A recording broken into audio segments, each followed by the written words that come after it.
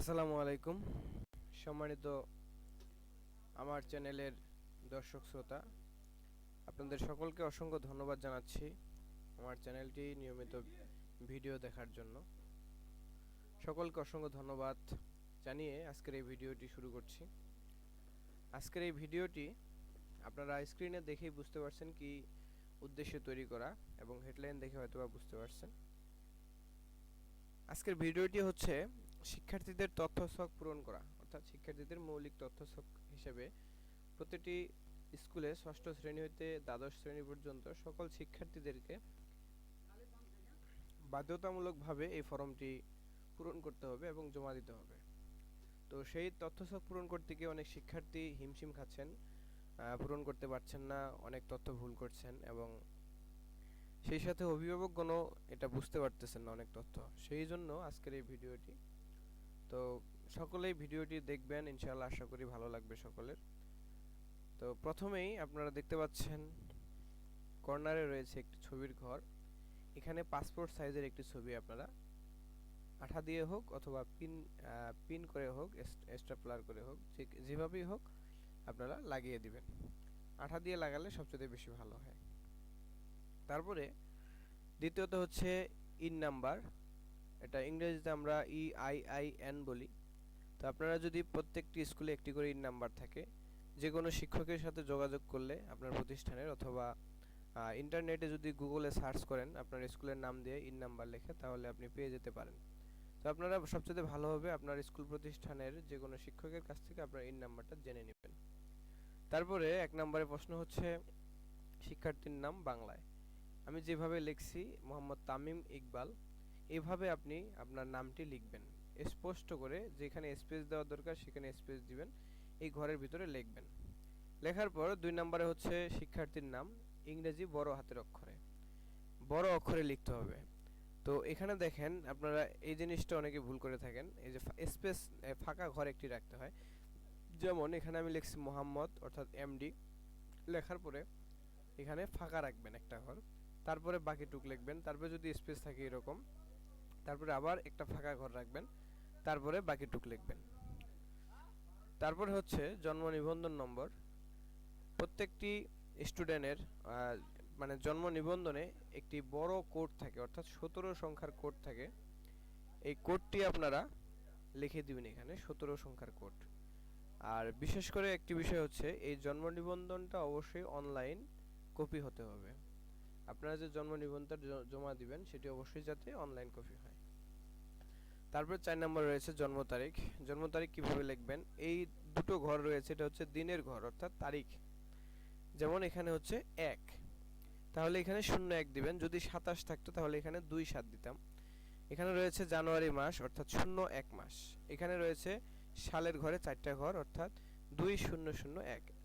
এর জন্ম তারিখ হচ্ছে 1/1/2001। এইভাবে লিখবেন। এখানে হচ্ছে দিনের ঘর, এখানে হচ্ছে মাসের ঘর, এটা হচ্ছে বছরের ঘর। এভাবে লিখবেন। তারপর হচ্ছে নিজ জেলা অর্থাৎ জন্মস্থান, যেখানে তার নিজ জেলা। অনেকে রয়েছেন যে তার বাড়ি হচ্ছে টাঙ্গাইল, তিনি লেখাপড়া করতেছেন পঞ্চগড়ে এসে, তো সেই ক্ষেত্রে কিন্তু তার নিজ জেলা যেটা সেটা লিখতে হবে। নিজ জেলা হচ্ছে পঞ্চগড়। তারপর রয়েছে জেন্ডার। তো এটা ছেলের একটা ফর্ম পূরণ করছি, সেহেতু সে পুরুষ, এই জন্য এটাতে একটা আমরা টিক চিহ্ন দিচ্ছি। যদি মেয়ে হতো তাহলে মহিলাতে দিতে হতো, আর যদি অন্যান্য লিঙ্গের লোক থাকতো তাহলে সেইখানে টিক দিত। তো যার যেটা হবে সে সেটাতে টিক দিতে হবে। তারপরে জাতীয়তা অবশ্যই বাংলাদেশি হবে, যারা বাংলাদেশি রয়েছেন। আর অন্য যদি কোনো রাষ্ট্রের লেখাপড়া করে থাকেন সেক্ষেত্রে সে দেশের নামটা লিখতে হবে। 8 নম্বরে হচ্ছে ধর্ম, যার যেটা ধর্ম, যেমন রয়েছে ইসলাম, হিন্দু, বৌদ্ধ, খ্রিস্টান। তারপরে রয়েছে আরও অনেক কয়েকটা রয়েছে 7 নম্বর পর্যন্ত। আপনাদের যেটা ধর্ম, আমাদের বাংলাদেশে মূলত এই 4টি থাকে। তো এখান থেকে যার যেটা ধর্ম সেটা ঠিক এরকমভাবে টিক চিহ্ন দিয়ে দিবেন। অধ্যয়নরত শ্রেণী, অবশ্যই অধ্যয়নরত শ্রেণীর নাম লিখতে হবে। অধ্যয়নরত শ্রেণী হচ্ছে এ হচ্ছে 10ম শ্রেণীতে লেখাপড়া করছে বর্তমানে, তার শ্রেণীর রোল হচ্ছে 27। তো আপনারা যদি 127 থাকতো তাহলে এইভাবে 1 দিয়ে 27 দেওয়া হতো। যেহেতু 27 রয়েছে, ঘর ফাঁকা রাখবো না আমরা, এখানে 0 দিয়ে দিব আগের ঘরে। তারপরে হচ্ছে বৈবাহিক অবস্থা, অবশ্যই অবিবাহিত, যারা বিবাহিত তারা বিবাহিত দিবেন। তারপরে রয়েছে প্রতিবন্ধকতা, যদি কারো প্রতিবন্ধকতা থাকে সে কি প্রতিবন্ধী সেটা এখানে লিখতে হবে। বাক প্রতিবন্ধী, দৃষ্টি প্রতিবন্ধী, শ্রবণ প্রতিবন্ধী, শারীরিক প্রতিবন্ধী, মানসিক প্রতিবন্ধী। আর যদি আপনার কোনো প্রতিবন্ধকতা না থাকে তাহলে আপনি টিক দিবেন এখানে যে সমস্যা নেই। তারপরে রয়েছে রক্তের গ্রুপ, অর্থাৎ আপনার ব্লাড গ্রুপ কি। এখানে অনেক সবগুলো গ্রুপের নাম দেওয়া আছে, আপনার ব্লাড গ্রুপ যেটা সেটা আপনাকে টিক দিতে হবে। তারপরে রয়েছে ক্ষুদ্রনী গোষ্ঠী কিনা, যদি আপনি ক্ষুদ্রনী গোষ্ঠীর সদস্য হয়ে থাকেন তাহলে টিক দিবেন হ্যাঁ, যদি না হয়ে থাকেন তাহলে না দিবেন। 14 এর 1 নাম্বার পয়েন্টে রয়েছে যদি উত্তর হ্যাঁ হয় তাহলে এইখানে যে ঘরগুলো রয়েছে এখানে আপনি কোন উপজাতি অর্থাৎ কোন ক্ষুদ্রনী গোষ্ঠী সেটাতে টিক দিতে হবে। আর যদি আপনি না এ টিক দেন তাহলে এখানে কোনো টিক দেওয়ার প্রশ্নই ওঠে না, তাই না? তো তারপরে হচ্ছে মায়ের তথ্য, মাতার তথ্য এনআইডি অনুযায়ী। এটা অবশ্যই আপনার মায়ের এনআইডি কার্ড যে রয়েছে, ন্যাশনাল আইডেন্টি কার্ড, সেটা সামনে নিয়ে যেটা রয়েছে হুবাহু ওইভাবে পূরণ করবেন। নামটা বাংলায় রয়েছে যেভাবে বাংলাটা লিখবেন। ইংরেজিতে লেখার সময় এই যে মোসাম্মত রয়েছে অর্থাৎ ইংরেজি যেভাবে আছে অর্থাৎ যেখানে স্পেস আছে সেখানে আপনার একটা ঘর ফাঁকা রাখবেন, এইভাবে আমি যেভাবে রাখছি। তারপরে এনআইডি নাম্বার রয়েছে, বর্তমান যাদের পূর্বের অর্থাৎ 2010 সালের এনআইডি রয়েছে তাদের গুলা হচ্ছে 13 সংখ্যা, তারা এদিক থেকে লেখা শুরু করবেন, 13 সংখ্যা যাবে। যাদের 2014 বা 15 এরপরে আইডি কার্ড রয়েছে তাদের দেখবেন 17 সংখ্যা অর্থাৎ জন্ম সালটা আগে অ্যাড করা থাকে। আর বর্তমানে যাদের রয়েছে স্মার্ট কার্ড তাদের দেখবেন 10 সংখ্যা, যারটা যেভাবে আছে বাম দিক থেকে শুরু করে লেখা শুরু করে দিবেন এবং বাকি ঘরগুলো ফাঁকা থাকবে এইভাবে। তারপরে আইডি কার্ডে যে জন্ম তারিখটা রয়েছে আপনার মায়ের, সে জন্ম তারিখটা এইভাবে ঘর ঘর যেভাবে ভাগ আছে সুন্দর এইভাবে বসায় দিবেন, যেমন 1/1/1980। তারপরে হচ্ছে জন্ম নিবন্ধন নম্বর, আপনার মায়ের যে জন্ম নিবন্ধন নম্বরটা রয়েছে 17 ডিজিট, আপনি এইখানে যেমন লিখেছিলেন, এইখানে যেটা লিখেছিলেন আপনার নিজেরটা ঠিক ওইভাবেই আপনার মায়ের জন্ম নিবন্ধন যে রয়েছে সেখান থেকে 17 ডিজিটের নাম্বারটা নিয়ে বসায় দিবেন। যদি আপনার মায়ের জন্ম নিবন্ধন না থাকে সেই ক্ষেত্রে আপনার কি করবেন, আপনার জন্ম নিবন্ধন নম্বর দেওয়ার প্রয়োজন নেই। এটার জন্য একটা রেফারেন্স হিসেবে আমি আপনাদেরকে দেখাচ্ছি। আজকে একটি চিঠি প্রকাশ হয়েছে, আপনারা দেখেন 25 মে 2021 এর চিঠি। বিষয় হচ্ছে ইউনিক আইডি প্রদানের লক্ষ্যে শিক্ষার্থীদের প্রোফাইল ও ডেটাবেস প্রণয়নের জন্য তথ্যসূচক পূরণ সংক্রান্ত। আজকের এটা এখানে দেখেন আপনি 3 নাম্বার প্রশ্নটা, শিক্ষার্থীদের পিতা বা মাতার যে কোনো একজনের এনআইডি নম্বর, নাম, জন্ম তারিখ প্রভৃতি তথ্যসূচকে প্রদান করতে হবে। যে কোনো একজনের এনআইডি কার্ডের নম্বর অবশ্যই দিতে হবে। তারপরে শিক্ষার্থীর পিতা বা মাতার তথ্য এনআইডি কর্তৃপক্ষের ডেটাবেস থেকে তথ্য যাচাইয়ের জন্য প্রেরণ করা হবে, অর্থাৎ আপনার যে তথ্যটা আপনি লিখবেন সেটা কি করবে, কর্তৃপক্ষ যারা এটা এন্ট্রি দিবে তারা এই তথ্যটা সেখানে লেখার পরে যাচাই করুন, অর্থাৎ সেটা যাচাই করার জন্য নির্বাচন কমিশনের ওয়েবসাইটে পাঠাবে। সেখান থেকে আপনার তথ্যসূচক কি হবে, পূরণ হয়ে যাবে। এনআইডি এর তথ্য প্রদান করলে, যদি আপনি আপনার বাবা মায়ের ন্যাশনাল আইডি কার্ডের তথ্য প্রদান করেন, পিতামাতার জন্ম নিবন্ধনের তথ্য প্রদান করা বাধ্যতামূলক নয়। অর্থাৎ আপনি যদি আপনার পিতামাতার জন্ম নিবন্ধনের তথ্য নাও দেন সেক্ষেত্রে আপনার কোনো কিছু হবে না। যদি থাকে আপনি দিয়ে দিবেন, সঠিক থাকে দিয়ে দিবেন। অনেকের ভুল ভ্রান্তি আছে, এই জন্য অনেক ভোগান্তির শিকার হচ্ছেন এখানে। সেই জন্য এখানে লিখছে এনআইডির তথ্য প্রদান করলে পিতামাতার জন্ম নিবন্ধনের তথ্য প্রদান করা বাধ্যতামূলক নয়। সেক্ষেত্রে আপনারা কথাটা বুঝে নেবেন। তারপরে হচ্ছে তবে এনআইডি না থাকলে পিতামাতার অনলাইন জন্ম নিবন্ধন প্রয়োজন হবে। যদি কারো পিতামাতার এনআইডি অর্থাৎ ন্যাশনাল আইডেন্টি কার্ড না থাকে সেই ক্ষেত্রে অবশ্যই তাকে অনলাইনের যে জন্ম নিবন্ধন কার্ডটা রয়েছে, হাতে লেখা থাকলে চলবে না, অনলাইনে এই 17 সংখ্যার কোড এবং জন্ম তারিখ দিয়ে সার্চ দিলে যাতে অনলাইনে আসে এরকম জন্ম নিবন্ধন দিতে হবে। তারপর 4 নম্বরে দেখেন রক্তের গ্রুপ, শিক্ষার্থীর রক্তের গ্রুপ তথ্য ফরমে প্রদান বাধ্যতামূলক নয়। এক্ষেত্রে রক্তের গ্রুপ পরবর্তী সময়ে প্রদান করা যেতে পারে। যদি কারো রক্তের গ্রুপ জানা না থাকে সেক্ষেত্রে সে ইচ্ছা করলে পরেও সেটা দিতে পারবে। এবং এই তথ্য ফর্মটা 2021 সালের এসএসসি এবং এইচএসসি পরীক্ষার্থী যারা রয়েছে তাদের জন্য পূরণ করতে হবে। তারপরে আমি আপনাদেরকে দেখাই। তো এইভাবে এনআইডি নম্বর দিবেন, জন্ম তারিখ দিবেন, জন্ম নিবন্ধন নাম্বার যদি থাকে দিবেন, যদি না থাকে দেওয়ার প্রয়োজন নাই। এটা হচ্ছে যদি থাকে অপশনে আছে। তারপরে মোবাইল নম্বর অবশ্যই আপনার মায়ের যে মোবাইল নম্বরটি রয়েছে সেটি এখানে দিবেন।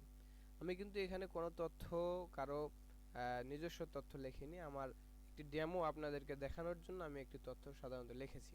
তারপরে আপনার মাতার পেশা যেটা রয়েছে সেটা এখানে উল্লেখ করবেন। আমি গৃহিণী উল্লেখ করেছি। আপনার মাতা যদি চাকরিজীবী থাকে সেক্ষেত্রে আপনি চাকরিজীবী উল্লেখ করবেন। যার যেটা রয়েছে সেটা সে উল্লেখ করবেন।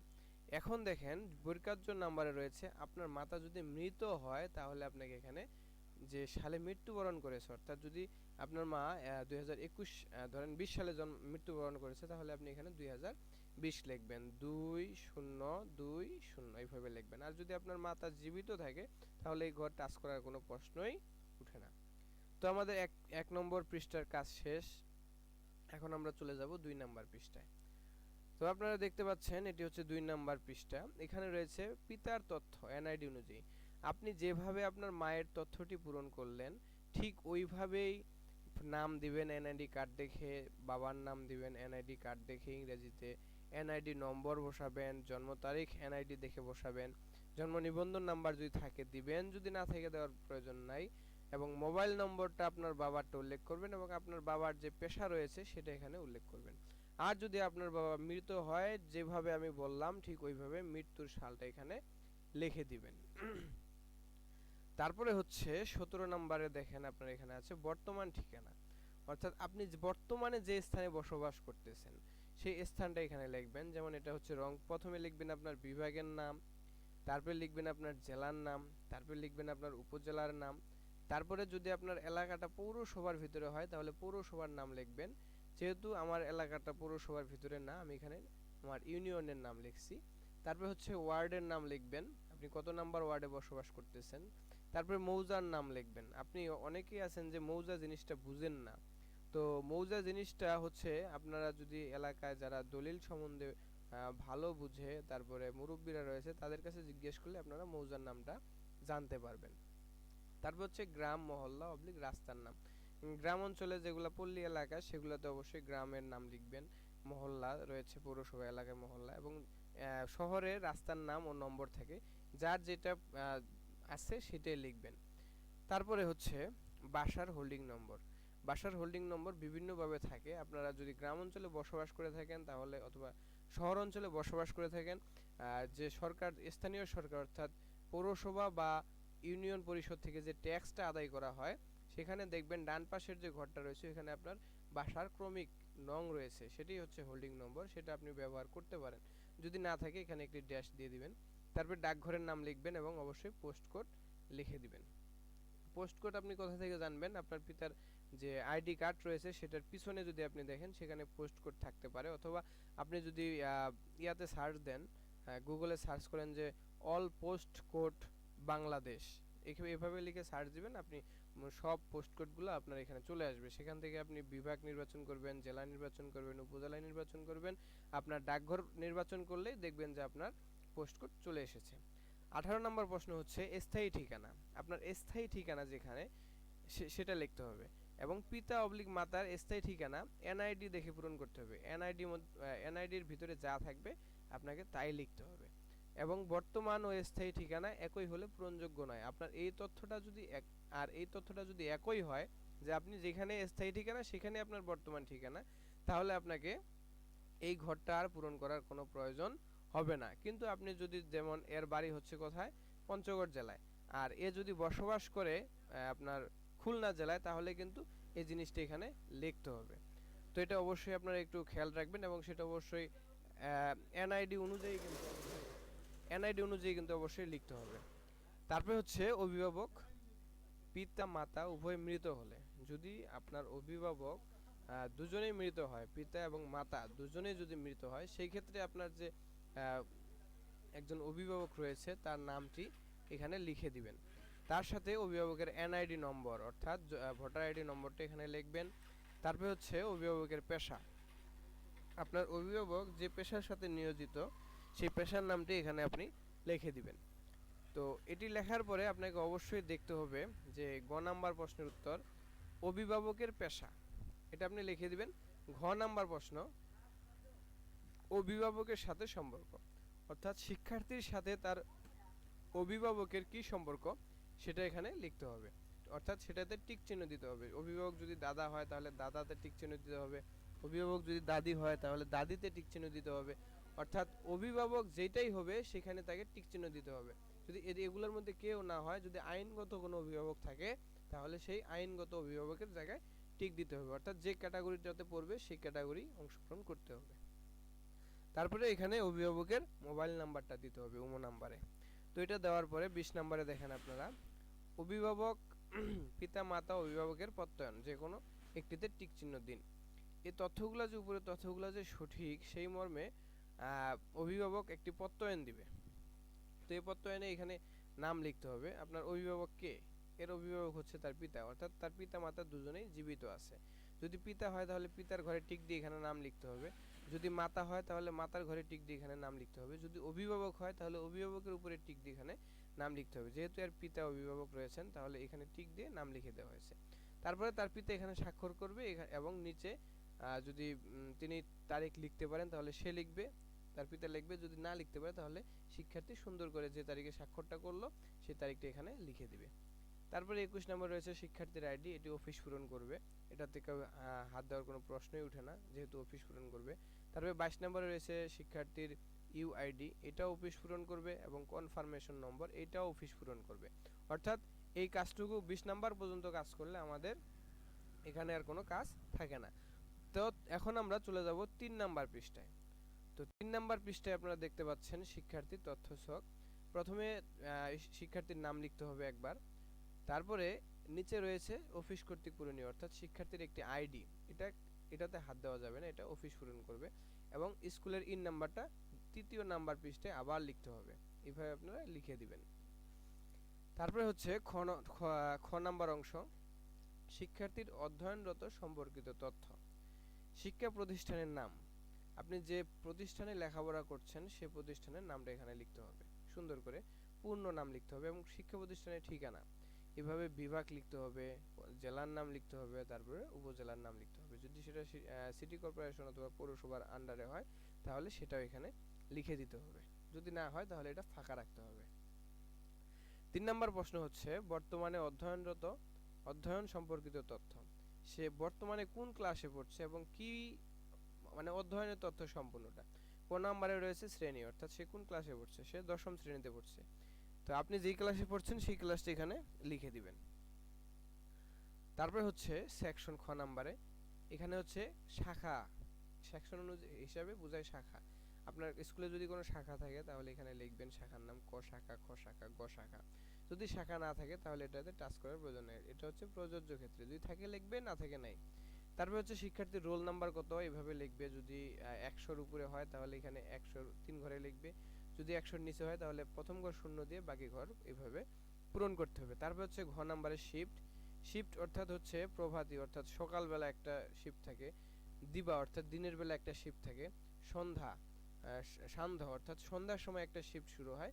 4 নম্বরে রয়েছে অন্যান্য, অর্থাৎ অনেক ক্যাটাগরির শিক্ষার্থী লেখাপড়া করে থাকেন, সেই অনুযায়ী তাদের সেইভাবে শিফট ভাগ করা থাকে। তারপরে আপনারা দেখতে পাচ্ছেন উমো নাম্বারে রয়েছে গ্রুপ, অর্থাৎ সে কোন বিভাগে লেখাপড়া করে।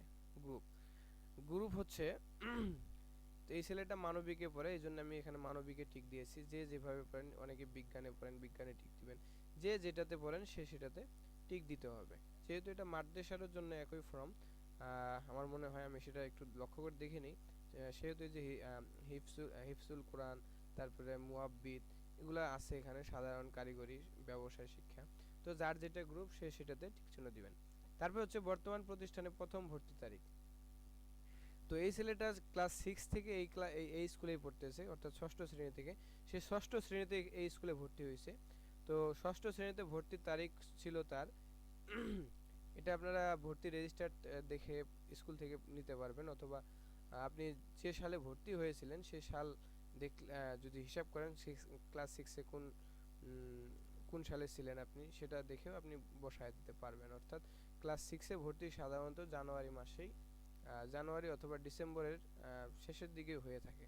তো আপনারা এখানে সুন্দর করে সেটা বসায় দিবেন। যেমন এখানে রয়েছে কি সে 1 তারিখ 1 মাস 2017 সালে ক্লাস 6 এ ভর্তি হয়েছে। তো এইভাবে আপনারা যার যেটা ছিল সে সেইভাবে বসায় দিবেন। তারপর হচ্ছে রেজিস্ট্রেশন নাম্বার, যদি তার রেজিস্ট্রেশন নাম্বার থাকে অষ্টম থেকে কি বলি দ্বাদশ শ্রেণী পর্যন্ত, সে যদি জিএসসি পরীক্ষার্থী হয় তাহলে তার কিন্তু রেজিস্ট্রেশন নাম্বার থাকবে অষ্টম শ্রেণীর। তাহলে এখানে তার রেজিস্ট্রেশন নাম্বারটা লিখতে হবে এবং সে কি বাংলা ভার্সনের স্টুডেন্ট না ছ নাম্বারে সেটা লিখতে হবে। আমাদের স্কুলে দুটি ভার্সনই আছে, একটি হচ্ছে বাংলা ভার্সন, একটি হচ্ছে ইংলিশ ভার্সন। তো যার যেটা ভার্সন সে সেটাতে লিখবে। লেখার পরে আপনারা দেখেন বাম পাশে ইও নাম্বার প্রশ্ন, উপবৃত্তি প্রাপ্ত এই প্রশ্নটা। তো শিক্ষার্থী যদি উপবৃত্তি পায় তাহলে এটাতে টিক দিবে, যদি না পায় তাহলে এটাতে টিক দিবে। ট নাম্বারে রয়েছে মেধাবৃত্তি, মেধাবৃত্তি যদি পায় তাহলে হ্যাঁতে টিক দিবে, যদি না পায় তাহলে নাতে টিক দিবে। ঠ নাম্বারে হচ্ছে অন্যান্য বৃত্তি প্রাপ্ত, যদি সে পায় তাহলে হ্যাঁ টিক দিবে, না পাইলে না টিক দিবে। ট্রান্সফার ইন, এটাতে আপনারা অনেকেই বুঝেন অথবা বুঝেন কিনা জানি না। তো ট্রান্সফার ইন কথাটির অর্থ হচ্ছে আপনি কি ট্রান্সফার নিয়ে স্কুলে এসেছেন। আপনি যদি ট্রান্সফার নিয়ে এই স্কুলে ভর্তি হয়ে থাকেন, শিক্ষার্থীর উদ্দেশ্যে বলছি, তাহলে আপনাকে হ্যাঁ বাটনে টিক চিহ্ন দিতে হবে। আর যদি না হয় তাহলে না বাটনে অর্থাৎ না ঘরে টিক দিতে হবে। তারপর হচ্ছে ঢ নাম্বারে রিপিটার, রিপিটার অর্থাৎ এক ক্লাসে দুইবার থাকা। যদি হ্যাঁ হয় তাহলে হ্যাঁ দিতে হবে, যদি না হয় তাহলে না দিতে হবে। 4 নাম্বার প্রশ্ন, পূর্ববর্তী শ্রেণী পরীক্ষার ফলাফল। বর্তমানে আপনি যে ক্লাসে পড়ছেন অর্থাৎ যে শ্রেণীতে পড়ছেন সেই শ্রেণী থেকে উপরের দিকে যত শ্রেণী রয়েছে সব শ্রেণীর ফলাফল আপনাকে এখানে লিখতে হবে। তাহলে আমি যে ছেলেটার ফর্ম পূরণ করছি এই ছেলেটা ক্লাস 10-এ পড়ে অর্থাৎ এসএসসি পরীক্ষা দিবে সামনে আর কি, এবার নিউ 10। তো এই ঘরটা ফাঁকা রেখে তাহলে ক্লাস 9-এর তার ফলাফল ছিল। তো 9-এর ঘর থেকে শুরু করে উপরে পিএইচসি পর্যন্ত আমি তার ফলাফল পূরণ করেছি। আপনারা দেখেন পিএইচসি সনদ অনুযায়ী তার রোল হচ্ছে 3212। শিক্ষা প্রতিষ্ঠানের নাম লিখবেন, প্রাইমারি স্কুলের নাম।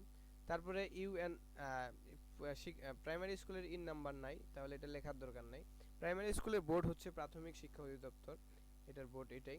তো এটা লিখতে হবে প্রাথমিক, এইভাবে লিখবেন।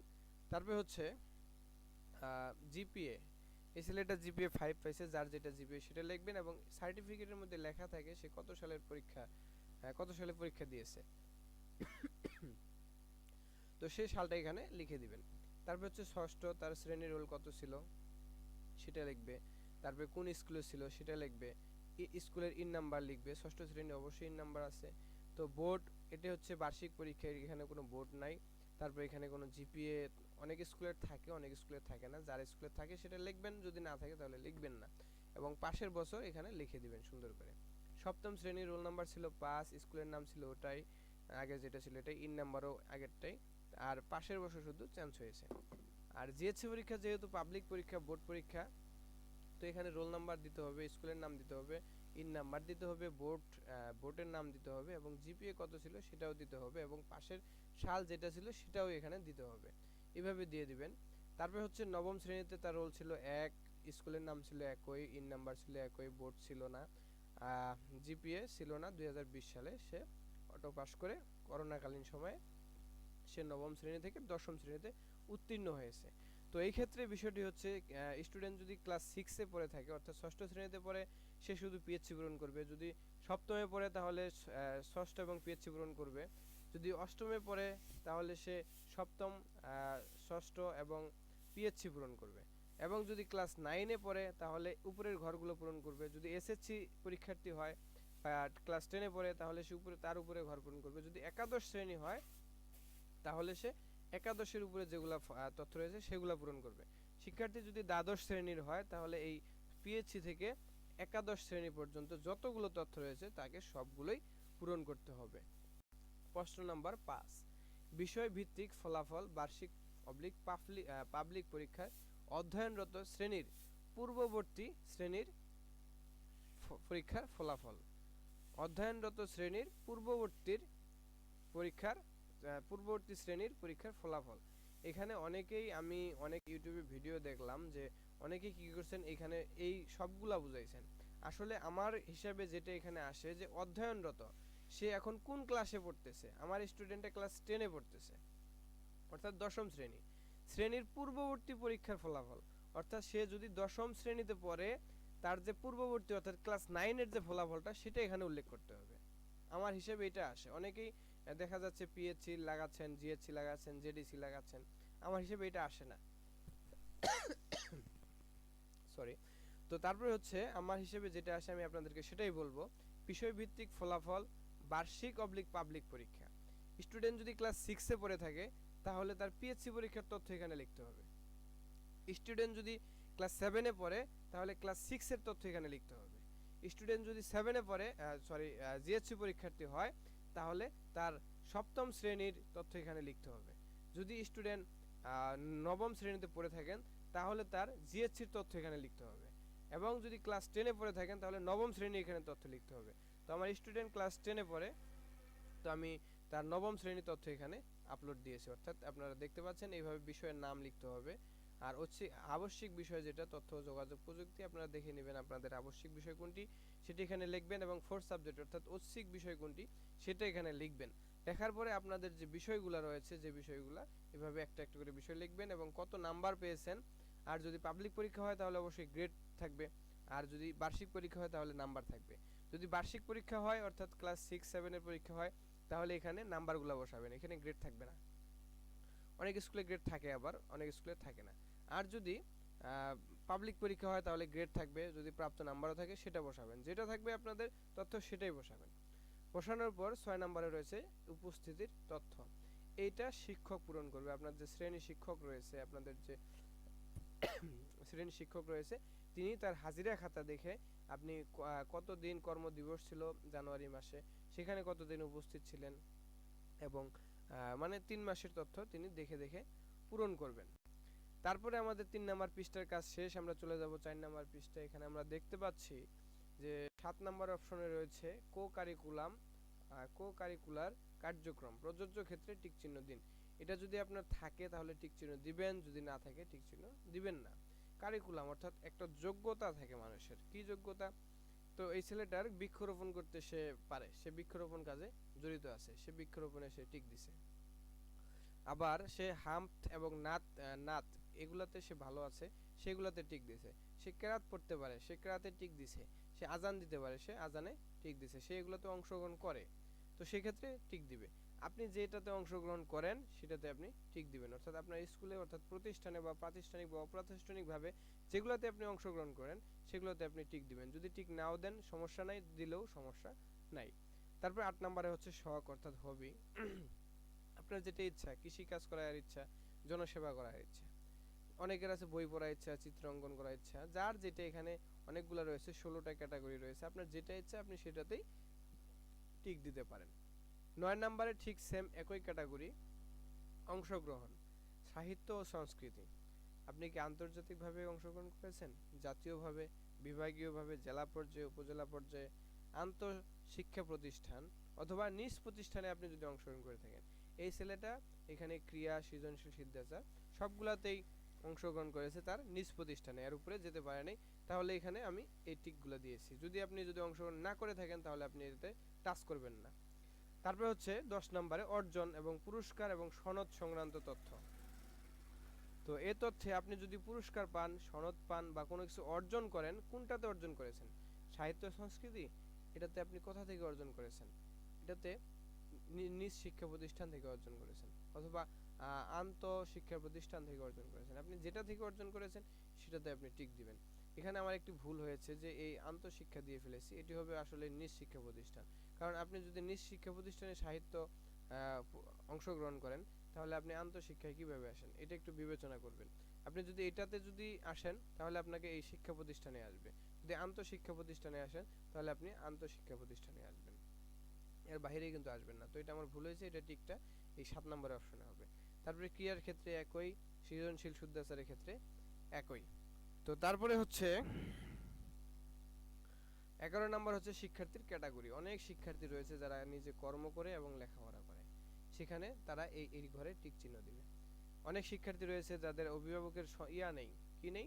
জমি জমা নেই, তারা কি ভূমিহীন, নদী ভাঙ্গনে তাদের জমি জায়গা সব ভেঙে গেছে, তো সে ভূমিহীনে দিবে, যদি মুক্তিযোদ্ধার কোটা হয় তাহলে মুক্তিযোদ্ধা দিবে, নাতি নাতনি বা পোষ্য কোটা হয় যার যেটা, যদি অনাথ হয় অনাথে দিবে, এতিম হয় এতিমে দিবে, যার যেটা ক্যাটাগরি সেই ক্যাটাগরিতে দিবে।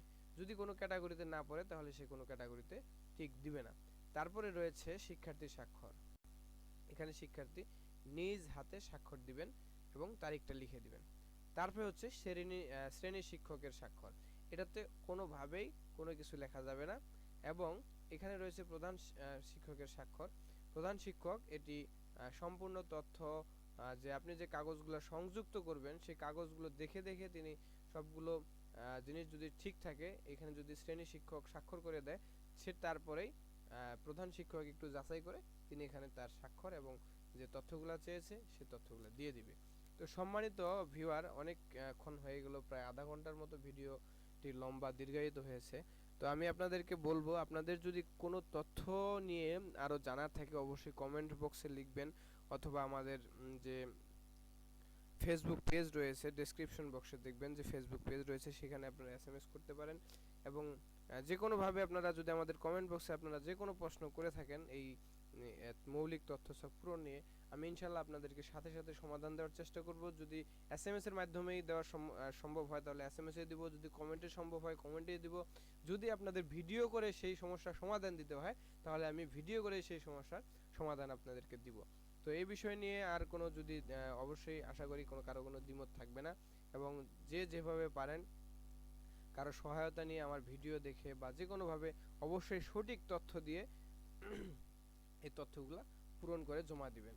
আর একটি কথা বলে রাখছি, এই তথ্যই কিন্তু আপনার সারা জীবন থাকবে এবং ভবিষ্যতে সংশোধন করা যাবে, কিন্তু অনেকটা হয়রানি হওয়া লাগতে পারে। তো সেই ক্ষেত্রে অবশ্যই যার যেটা সঠিক তথ্য সেটা দিবেন।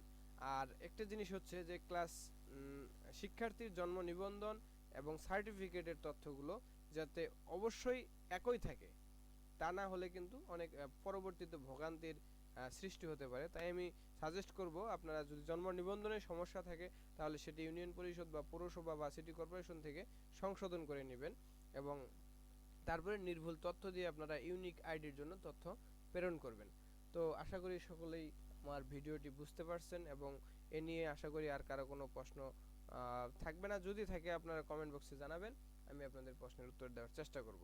তো সকলে ভালো থাকবেন, সুস্থ থাকবেন। আরেকটি সতর্কবাণী, অনেকেই আছেন যারা কম্পিউটারের দোকানে গিয়ে কি করেন, যে এই এনআইডি কার্ডের নাম পরিবর্তন করেন অথবা জন্ম নিবন্ধন কার্ডের নাম পরিবর্তন করেন। আসলে এগুলো নাম পরিবর্তন করে কোনো লাভ হবে না। যখন আপনার এই তথ্যটি আপনার শ্রেণীর শিক্ষক অনলাইনে এন্ট্রি দিবেন, এন্ট্রি দেওয়ার সাথে সাথে দেখা যাবে যে আপনার যে মূল তথ্যটা সেটা কিন্তু চলে আসবে, আপনার এই তথ্যগুলো তখন কিন্তু ভুয়া হিসেবে পরিচিত হবে। তো সেই জন্য আমি অনুরোধ করব, যার যেটা তথ্য রয়েছে সঠিকভাবে পূরণ করবেন, এবং যদি কোনো তথ্য ভুল থাকে সেটি সংশোধন করে নিয়ে তারপরে তথ্য সব পূরণ করবেন। তো সকলকে ধন্যবাদ। আশা করি সকলে ভালো থাকবেন, সুস্থ থাকবেন। আজকের মতো ভিডিওটি এখানেই সমাপ্তি করছি। ধন্যবাদ সকলকে। আসসালামু আলাইকুম রহমতুল্লাহি ওয়া বারাকাতুহু।